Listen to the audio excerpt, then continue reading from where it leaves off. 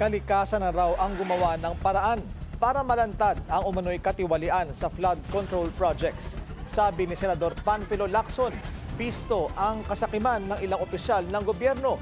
Narito ang agenda report ni Dexter Ganibe ng Abante. Lumubog sa baha ang maraming lugar sa Metro Manila at malaking bahagi ng bansa dahil sa habagat na pinalakas ng magkakasunod na bagyo noong Hulyo. Nang humupa ang baha, tumambad ang mga substandard na flood control project.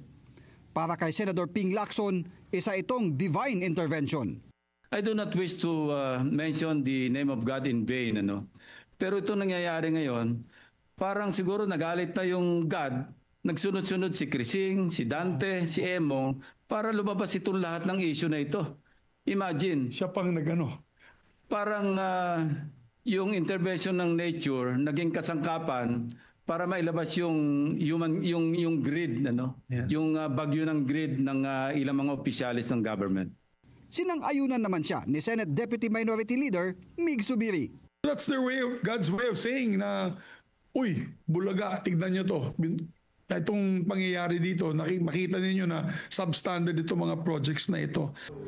Matapos naman ang pag-amin ni dating Bulacan DPWH First District Engineer Henry Alcantara na nagkakasino siya, sinabi ni Senator Lacson sa sesyon ng Senado na may 2 opisyal ng Bulacan DPWH ang natalo ng hindi bababa sa tig 300 million pesos sa kasino. And the 2 of them, as per my information, used aliases. They hid their true identities, gumamit ng fictitious name, and ang recorded losses, this is just informal and official, but I intend to get the official record.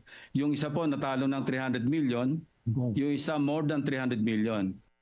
Ayon pa kay Lacson, ang mga opisyal na hindi pa tinukoy ay maaring masampahan ng paglabag sa Article 178 ng Revised Penal Code dahil sa paggamit ng fictitious name at paglabag sa Republic Act No. 6713 o Code of Conduct para sa mga opisyal ng gobyerno na may parusang perpetual disqualification sa paghawak ng posisyon sa gobyerno.